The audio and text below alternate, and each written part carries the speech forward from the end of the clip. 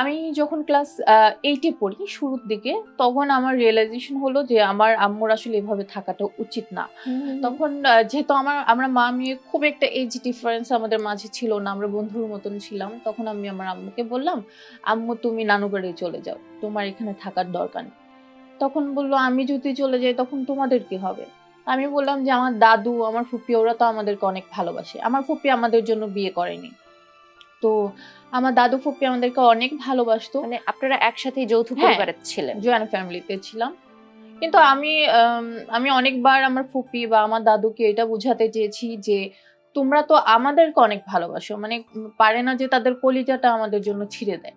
তো তারা এটা কখনো ভাবে নাই যে এই বাচ্চাগুলোকে তো আমরা এত ভালোবাসি, এদের ভালো থাকার জন্য এদের মায়ের সঙ্গে একটু ভালো ব্যবহারটা আমাদের করা প্রয়োজন ছিল। আর আপনারা কয় ভাই বোন ছিলেন? আমরা 2 বোন 1 ভাই।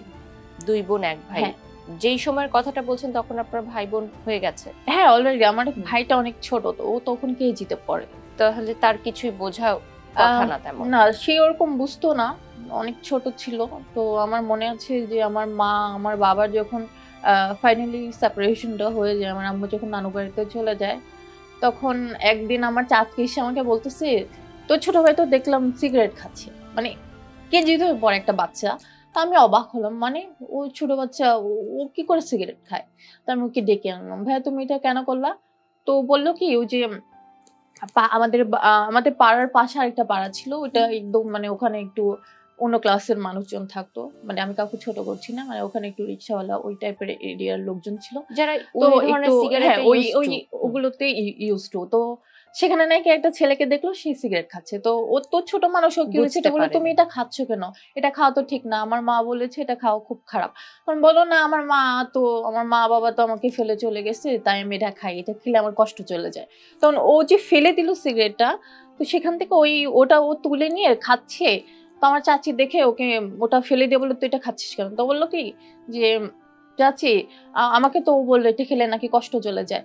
তো বলি তোর কিসের কষ্ট? বলি আমার তো আব্বু আম্মু আমার কাছে নেই, তাই আমার কষ্ট হচ্ছে। ওই ছোট বয়সে আমার ছোট ভাইটা এই জিনিসটা ফিল করেছে। তো আমার এটা খুব কষ্ট লাগতো, বাট আমার কাছে মনে হতো যে আমার আম্মুর ভালো থাকাটা উচিত। আমাদের ভালো থাকার থেকে আমার মায়ের বা আমার বাবার ওদের ভালো থাকাটা অনেক ইম্পর্টেন্ট ছিল। এই যে এত ছোট বয়সে আপনার মা আপনাদেরকে ছেড়ে তার মায়ের বাড়িতে চলে গেল, আসলে মূল কারণটা কি ছিল? ওই যে ফ্যামিলি প্রবলেম, আমার বাবা মায়ের ঝামেলা। শুধুমাত্র যে বাবা মায়ের ঝামেলা তাও না, আমি বলবো সেখানে আমার দাদু ফুপুরও কিছুটা দোষ ছিল, তারাও আমার আম্মুর সঙ্গে অনেক বাজে ব্যবহার করেছে। যদিও হয়তো এই এপিসোডগুলো আমার দাদু বা ফুপি দেখবে, আমি বলতে চাই ওদেরকে আমি অনেক ভালোবাসি। আমার দাদু ফুপি, আমার ফুপি আমার মায়ের মতন, আমি আমার মায়ের জায়গায় আমার ফুপিকে দিচ্ছি। কিন্তু তারা এটা কখনো ভাবে নাই যে ওর মায়ের সঙ্গে আমরা যেটা করেছি সেটার জন্য তো ও সাফার করবে বা ওর ভাই বোনগুলো সাফার করবে।